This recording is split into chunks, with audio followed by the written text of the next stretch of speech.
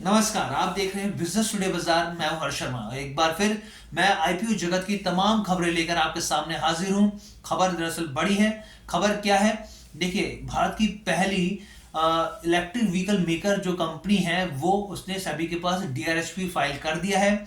और ये कंपनी कौन है आपको पता चल ही गया होगा, लेकिन मैं इसके साथ आपको एक जानकारी और दूं कि सोचिए, जो बजाज ऑटो था 2008 में इसका आईपीओ आया था। अब इतने साल बाद किसी टू व्हीलर कंपनी का फिर से आईपीओ आने जा रहा है। मैं यहाँ पे बात कर रहा हूँ ओला इलेक्ट्रिक की। हमने पहले भी इस पर कई वीडियोस बनाई हैं।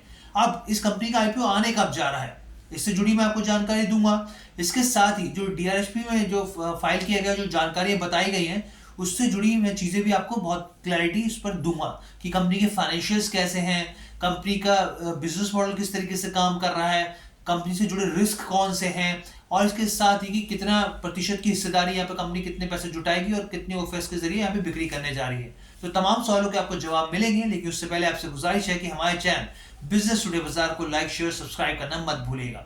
अब देखिए, सबसे पहले बात करते हैं न्यू शेयर्स की। तो न्यू शेयर्स जो करीब करीब है 5,500 करोड़ के जारी किए जाएंगे। यहाँ पर ओएफएस के जरिए करीब 1,750 करोड़ की यहाँ पर बिक्री होती दिखेगी।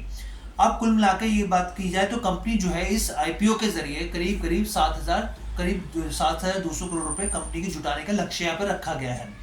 अब यहाँ पर अब फाउंडर की बात कर लेते हैं, भावेश अग्रवाल की। भावेश अग्रवाल कितनी हिस्सेदारी यहाँ पे बिक्री कर रहे हैं, तो करीब करीब मैं आपको बताऊं 4 करोड़ यहाँ पे 74 लाख शेयरों की वो बिक्री कर रहे हैं। और अगर सॉफ्ट बैंक की बात की जाए तो करीब 2 करोड़ 40 लाख शेयरों की यहाँ पर ये बिक्री करने जा रहे हैं। यहाँ पर क्यूआईबी की जो हिस्सेदारी है वो करीब 75% है और रिटेल निवेशकों के लिए 10% यहाँ पर रखा गया है।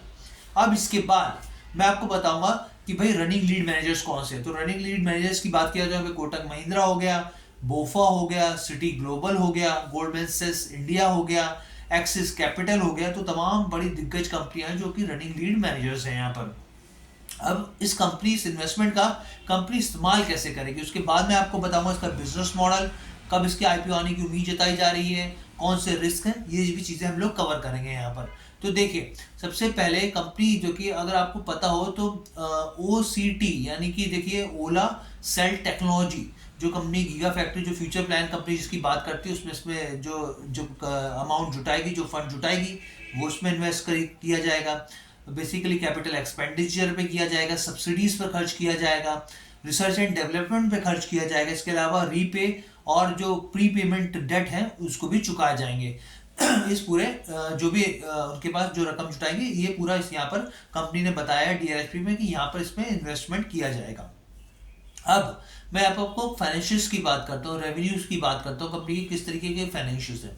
तो वित्त वर्ष 2023 की बात की जाए तो कंपनी का जो रेवेन्यू रहा है वो 2,630 करोड़ रहा है, जबकि वित्त वर्ष 2022 में इसी साल, पिछले साल 2023 से पिछले साल की बात कर रहा हूँ मैं, तो जो कंपनी का जो रेवेन्यू था वो करीब 373 करोड़ था। सोचिए, 373 करोड़ से 2,600 करोड़ तक पहुंचना बहुत अच्छी छलांग मानी जा रही है यहाँ पर।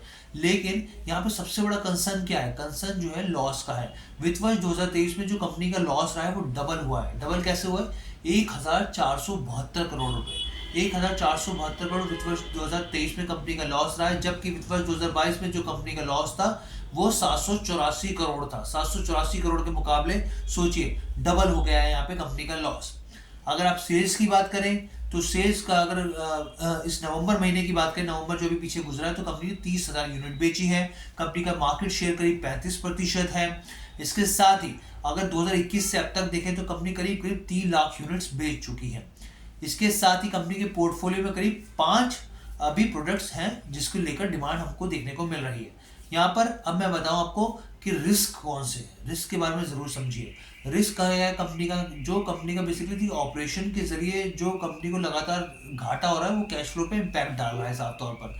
इसके अलावा भविष्य में भी घाटा, उम्मीद जताई जा रही है इस तरीके से कि ये घाटा जारी रह सकता है लंबे समय तक। इस चीज़ का सबसे बड़ा कंसर्न है। इसके अलावा लगातार हम लोग देख रहे हैं कि मार्केट बढ़ रही है, तो कॉम्पिटिटर्स भी बढ़ रहे हैं। चाहे टीवीएस मोटर हो, इसका कॉम्पिटिटर है, ईथर इसका कॉम्पिटिटर है। तो तमाम ऐसे कंपनियां जो तेजी से ग्रो भी कर रही हैं और कॉम्पिटिशन भी इनको दे रही हैं। अब कंपनी के बिजनेस मॉडल को अगर तरीके से समझा जाए तो 3 फेज में इन्होंने बांटा हुआ है। पहला फेज क्या है? रिसर्च एंड डेवलपमेंट टेक्नोलॉजी को लेकर, यानी कि ईवी टेक्नोलॉजी को लेकर ये कंपोनेंट्स बनाते हैं, वो भी इन हाउस डिजाइन करते हैं। इन हाउस डिजाइन करते हैं, ये एक इनका प्लस पॉइंट है यहाँ पर। अब दूसरा दूसरा पार्ट क्या है? दूसरा पार्ट है adaptable manufacturing plus supply chain. इसका फोकस इसके ऊपर है।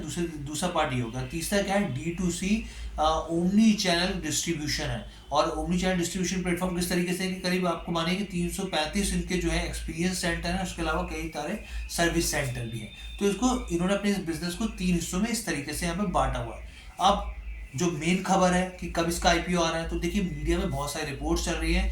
ये बताया जा रहा है कि जनवरी की शुरुआत के 10 से 15 दिन के बीच में ओला इलेक्ट्रिक का आईपीओ आ सकता है।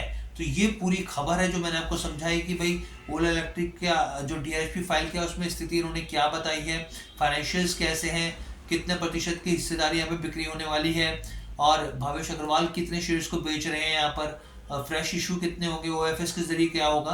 तो तमाम सवालों के मैंने आपको जवाब दिए हैं। अगर आपको वीडियो पसंद आई हो तो आप उसको लाइक शेयर सब्सक्राइब करना बिल्कुल मत भूलिएगा, और आपसे गुजारिश है कि इस कंटेंट को ज़्यादा से ज़्यादा लोगों तक शेयर करें। बहुत बहुत धन्यवाद।